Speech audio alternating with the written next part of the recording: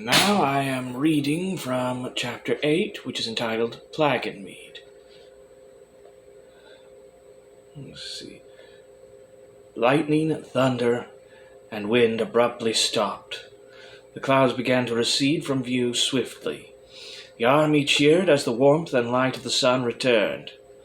The dazzling light of the Kleinenstone turned white, and waves of warm white light swept through the army. Cargros returned to my father's side. "The army is now protected from enchantment," he told my father. "For now, at least. I must go forth with the stone and do battle with Happerstadt. Once he falls, Vortigern will soon follow." Cargros, leaving only the horse he had sat on, vanished from my father's side. And as to where he went to the top of the topmost battlement of the citadel Plagenmead. It was there that the evil wizard Happerstadt stood waiting for him.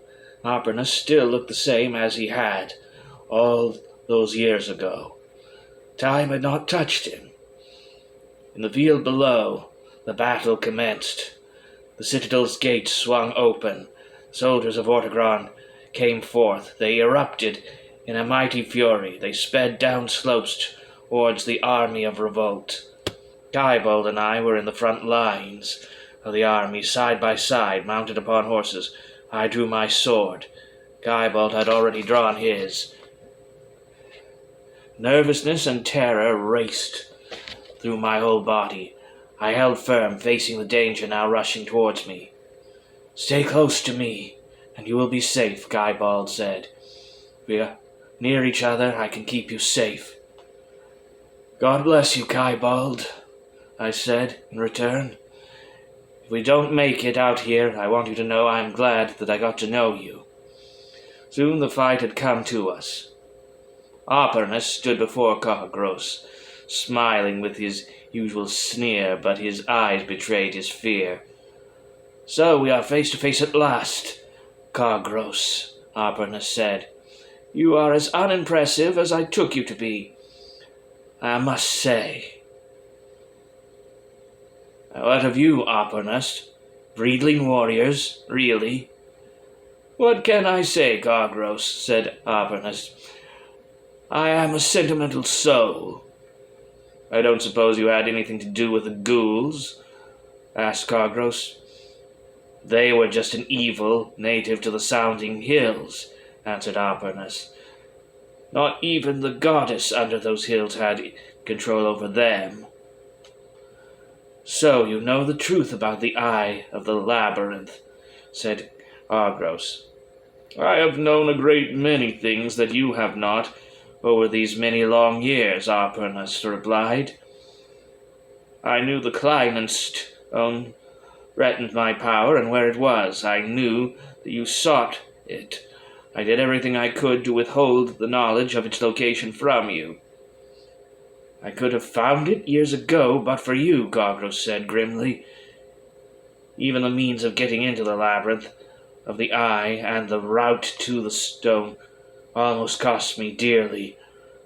I suppose that you had something to do with that as well?" "I did indeed. It did indeed," answered Happerstadt. "Now, to business. Give me the Kleinenstone and save yourself some embarrassment. I can promise you a swift and painless death." Cargros lifted the Kleinenstone in his left hand as he clutched his staff in his right. The stone glistened brilliantly in the sunlight. "Let me make you a counter-offer," Cargros said. "How about you come here and pry it from my cold, dead hand?" Happerstadt moved his iron staff before himself as he assumed a defensive posture. The devil's teardrop lit up in a violent red glow, and a shadow spread around it, engulfing Happerstadt and Cargros. The Kleinenstone then lit up in the same dazzling pale blue light. The shadow around the two wizards receded, and the red light from the devil's teardrop remained. "You can't win," said Gargros. The power of light will always prevail in the end. The light cannot overcome the darkness, Happerstadt shouted. The shadow will prevail against the light. I will show you this. This rushed towards Gargros, but Gargros thrust forward his left hand, holding the climbing stone, at Happerstadt. Happerstadt froze in his tracks. He struggled to move forward, but could not. Now is your last chance, said Gargros. Now is your last chance, Gargros shouted. Yield while you still can. No, said Happerstadt with a sound of resignation. I think not. The light in the climbing stone intensified. Happerstadt's staff began to crack.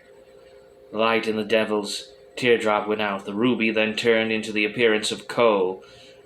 The stone itself began to crack. The entire staff then shattered into pieces and collapsed. Once I am gone, said Happerstadt, another will come. Once he has, he will wish I had killed you. Happerstadt then swiftly diminished into a pile of grey dust. Along came a mighty gust of wind and blew the dust away.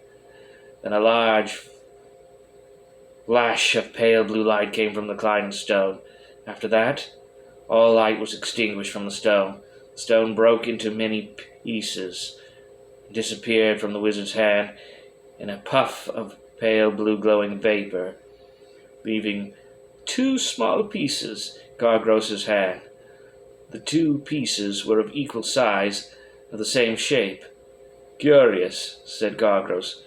Strange that the stone should self-destruct but leave 2 pieces behind.